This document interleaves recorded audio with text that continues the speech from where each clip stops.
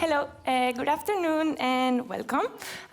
If you're tuning in now, my name is Paula Andres and I'm an agriculture and food reporter at Politico.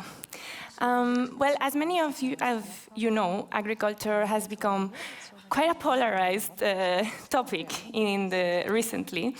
It's also a very intersectional topic, whether you're talking about sustainability, climate, or even trade. Many farmers and the broader industry in Europe were at the forefront of resistance against the Green Deal in the past years. But farmers are also, on the other hand, at the receiving end of climate change, entrusted with the protection of our environment. To talk about all of this and where we are headed, we have Luis Planas, Spanish Agriculture Minister, and I dare say one of the most outspoken ministers in the Agriculture Council, who also has a deep knowledge of the inner workings in EU agricultural policy. So welcome, thank you for joining us. Thank you very much for the Politico invitation to be part of this week. And well, I am just the longest serving agriculture minister of the EU. But it just happened like that. Not by coincidence. Let's go to the first question. So we have a new commission. That is a fact. We have a new Agriculture and Food Commission, Christoph Hansen. He will present his vision for agriculture and food in February. But the farm to fork was already a vision, a long-term vision to make agri-food systems more sustainable, and mostly it has remained unfulfilled. So my question is, can we afford to wait another 5 years to implement this new vision? And what would this one need to be the one? No, I think the initiative from President von der Leyen is a very interesting one. I think that the fact that we have this structural dialogue was also a very good initiative. A bit late during the last mandate, but it was necessary. And I think that the result, the report that has been produced has been a positive one. It didn't do the basic trade-off that are always needed in policy, but it gives a good orientation, and a good orientation for this vision that has to be published the first 100 days of the new commission, so at the latest by the beginning, I think, of March. The Spanish view about this is very simple. I have done also, my national exercise. We are currently doing. We have the draft national strategy that will be passed in the Spanish Council of Ministers probably during January. And I will give a copy to the Commission of the Spanish contribution. And I have to say that there are 3 basic elements that we have to take into account. The first one is about food security and what is the position about the EU on food security. It's a topic we discuss a lot, but we have to be very, very clear about the role of our farmers, but also about our industry and our fishermen related to that. The second one is about climate change and the sustainability in the production. I just give a message. The sustainability has to take into account the profitability of the activity of the farmers. If not, it didn't fly. And the third one is the link between food and health, healthy food. I think that is a topic that is a basic one for the present and the future. And all that taking into account that we have also many challenges outside and inside the Union. Just to mention 2. One outside, the question of the trade and the trade wars and the trade conflicts that didn't help for a great exporter and importer like the EU is about agri-food. And the second one is an internal one about how we can incorporate young people to the farming and fishing activity. That is not so easy to be done. So all these elements related to the innovation in the primary sector, for me, are key for the future vision of agriculture and food in the Union. these three pillars that you mentioned were also included in the previous Farm to Fork strategy in some way. How is this time going to be different? What do you expect changes? What I expect from the EU document, you mean? Well, I expect that all the issues I have just mentioned, we have some indication about the concrete future. For example, when discussing the last CAP reform, I remember we adopted the regulations in June 2021. There was a lot of talk about the question of the profitability and sustainability, but in fact, we had many problems to achieve a conclusion. And in fact, what happened later with all the movements from the farmers last winter, last spring, was related to many simplification aspects of the CAP. So I think that to have this vision and this strategy, we need a strong CAP. A strong CAP means that we have budgetary means that are capable to answer these challenges that we have in front of us. For example, we had a lot of talk and a lot of discussion about the agricultural reserve and the use for market purpose. But in fact, now we have to face, we have seen in Valencia recently with these very tragic events, we have very extreme climate events, and to answer to them, we need also other instruments. I think EU budget is okay, but for example, it will be also a Spanish contribution. I think that we have national insurance, farming insurance systems, and I think it would be very good if we have some kind of EU reinsurance to give security. To put you an example, in Spain, we paid in 2023 1,181 million because of the, can we say, of the payment to farmers for all the events that have happened. Is a record.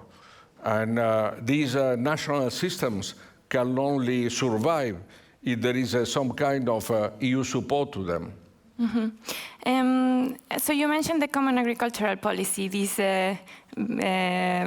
money pot to support farmers. And one of the things that the Commission wants to do with when it rethinks this policy is how to target it better, so the farmers that need it actually get access to this support, and so it's more equal as well between bigger and smaller farmers, right?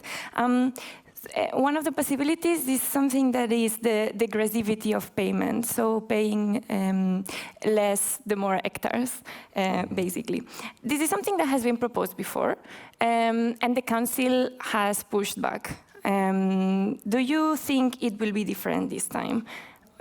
Or what other ways do you see in which the Common Agricultural Policy can support a fair distribution for farmers? You mean income support, basically? Well, I think that income support is needed, and it went on the origins of the CAP.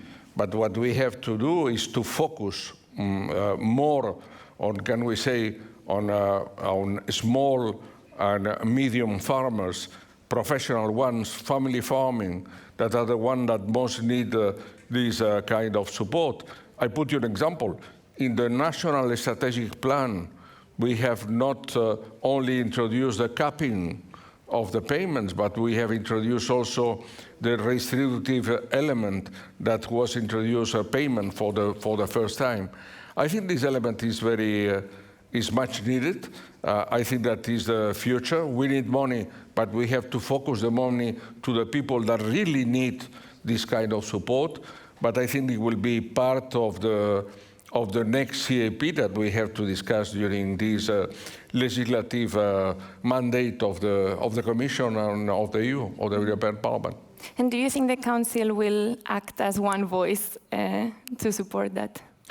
Well, I think that yes, surely, and I think that we have to be very clear about. For example, if you read the Draghi report, there is just one mention to agriculture, and to say that 30% of the budget is spent there. What that means, I think that defense industry, can we say, aviation, space industry needs support, but also the agri-food industry needs support for that. You also mentioned the floods in Valencia, where you actually come from as well. But there have also been more disasters in Spain this year, including the extreme drought that happened in Catalonia and in the south of Spain. So we've seen that climate change affects farmers first, both as citizens and people who live in the regions, but also their livelihoods and their profession. So at the same time, we've also been learning how agricultural practices contribute to CO2 emissions, methane emissions, biodiversity loss, and land degradation, and so on. So I would like to ask you, do you think we need a target to bring down agricultural emissions in this new mandate? Well, I think that there are here two parts. One is the primary sector contribution in the fight against climate change, and the second one is the climate change adaptation. I think the production of food is one of the great victims of the climate change. So we have to be very careful about. If we take the amount, the standard average is 11% of the greenhouse gases that production from the primary sector. But we can do a lot, for example, concerning methane on breeding of livestock, or we can do a lot on carbon sequestration. We have done already a lot with the new eco schemes of the CAP. For example, in Spain it has worked very well. 75% of all the people that have claimed CAP payments have introduced one or another eco scheme. In terms of the total surface of the total territory is more or less 90% of the CAP coverage. So I think all that it's very important, and we have definitely to contribute also to the Paris Agreement, knowing the weighting, if we talk about the energy sector, the housing sector, the transport sector, that clearly have a larger contribution to them and to be done in the correction of the climate change events. And the second one is about adaptation. You mentioned Valencia, but we have the drought in Spain in 2023. I mentioned the data from the farming insurance. Here, I think that we have to do our best to, first of all, make good use of water. That means, can we say, precision agriculture to avoid, can we say, the misuse of water. We have to use also non-conventional waters, including desalinized water. That is, for me, very important. We have to take care of the soil to avoid erosion. That is something that is not so discussion about, but I think is a key element. We have to take into account the emissions. We have to take into account the biodiversity preservation and also the landscape. But I have talked about water. Let me talk also about NGTs. NGTs is a basic element that we have to conclude the, can we say, the regulation of the EU legislation. The paper from the Commission, the proposal, was done in July 23. But we have not concluded by now the regulation between the Council and Parliament. And it's absolutely needed, because we need to produce and to have seeds and plants for a situation with hotter temperatures, with less water, and also to adapt to the different situations. And I think that NGTs are an excellent instrument to tackle these and more things. And finally, I have already mentioned the question of the farmers' insurance. So we have, I think, water use, NGTs, farmers' insurance. The three elements can help to this adaptation. I will come back to the NGTs, was my next question. But I want to insist, would you support if there would be a target on reducing agricultural emissions during this mandate? You mean, excuse me? If there would be a target, a specific target, would you support that? A target, you mean, for adopting the regulation? For reducing agricultural emissions. Well, we have at least to be, as all the sectors, neutral by 2050. And so I think the target is very clear. I think it's a global target, and we have to achieve it. It's very, very clear. But I think that we are capable, and we have, I have to say that the mood has changed. In the past times, primary sector and farmers were seen, and people reluctant to the change. I think the mood has changed, and they are also part of this movement that is very, very important, that they are part of them. I will explain that concerning transition and Green Pact, there are two different views. The one coming from the top, despotisme illustré. You have the truth and you have to impose the truth.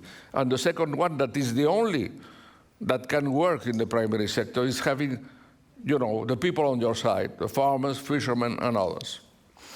Okay, I have 2 questions left and 8 minutes. So let's try. On the NGTs file.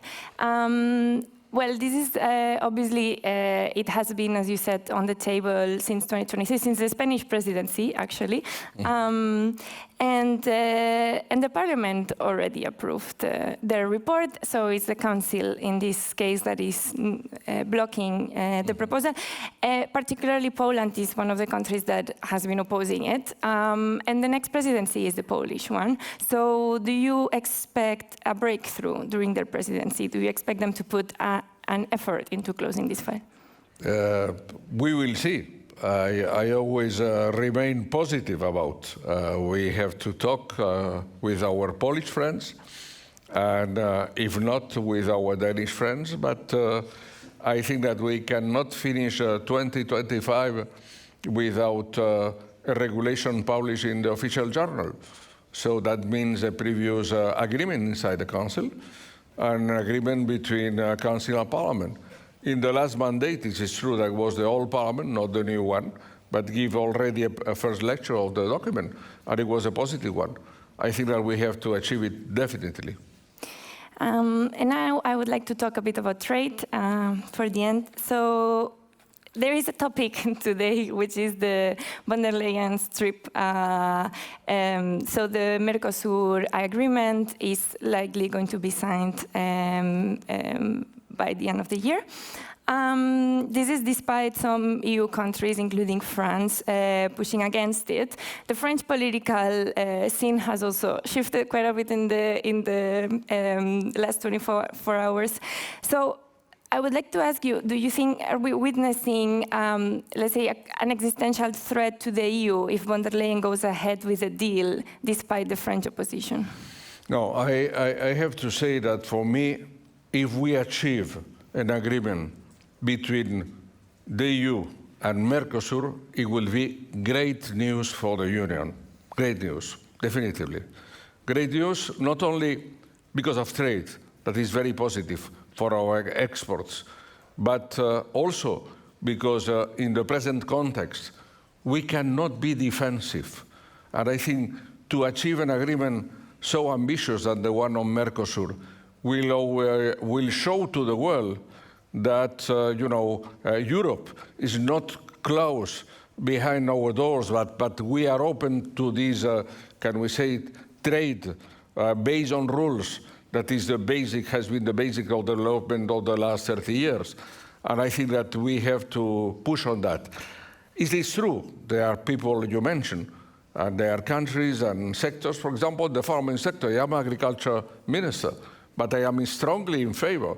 And not only because I am a Spaniard, but because I think that we can export a lot of agri-food products also to Mercosur. There is an evolving middle class in countries like Brazil, Argentina, Uruguay, and we have a chance also for our agri-food industry. So I think that we have to be clearly, from a trade and political point of view, in an offensive mood. And I have to say that what President von der Leyen has said in the last hours, I hope it will be a concrete and achievement and result on the forthcoming hours or days. So I think, as I said before, that will be very good news. Would there be a political crisis in the EU if tomorrow the agreement is signed and countries like France or others, for example, also Poland, are against it? Mm-hmm. Well, I respect the views of each one. Also, they have been in all the debates. We are not only democratic countries, but we are a democratic union. And we have about some 5 different points of view. It's not a new position. I remember when the Commission adopted in 1998 the draft mandate, already France was opposed. And when the Council decided on 1999 the mandate for the negotiation, 25 years ago, Carter is a long time. But that was a national position of France. But I think that, you know, we have to, I was reading the other day an editorial from Le Monde last week that was a very clear one, saying we cannot blame Mercosur for our internal problems. And I hope the best for France. That is a great country. We need it. We need a strong France inside the Union for the present and the future, as a strong Germany, surely. But I think Mercosur is not a problem of the Union, frankly speaking. It is something that could be positive for the Union, but it's not a problem for us. And my very last question is about mirror clauses. This is something that, or reciprocity, this is something that you've been very outspoken about as well, and that farmers also, NGOs, it's something that seems that it's getting more and more support. Do you see mirror clauses becoming a reality broadly in the coming years? The biodiversity aspects you mentioned? Mirror clauses in trade agreements, as in animal welfare standards, in general. Well, let's see, but I think that we are trying to do our best to make progress and, can we say, and to open views. That's my view. Mm. Do you have enough support for that, do you think? Let's see. Let's see what we can do about. Okay. Okay, thank you very much. So I think this brings us to the end of the interview. I hope that it provided some insights for many of you. And yes, but I'd like to remind you to remain seated. So in a few minutes, our chemical and pollution reporter, Leonie Katter, will be moderating the next panel discussion, which is insights from the European Parliament implementing the EU's pollution strategy. So be ready for that. And thank you very much, Minister. Thank you, Paula. Can I have some seconds for an extra message that I didn't want to forget, because we talk a lot about farmers, but we talk less about fishermen. Yes. And I think fishermen and our fishing industry is key for the food security of the Union, and we have to take care of them. It's very hard work, and we have a protein of high quality and with a low carbon print. So let me, can we say, give a message, a positive message and signal to our fishermen that do a great job. Of course, we don't forget agriculture, food, and fisheries. Everything. Thank you. Thank you. Thank you very much. Thank you.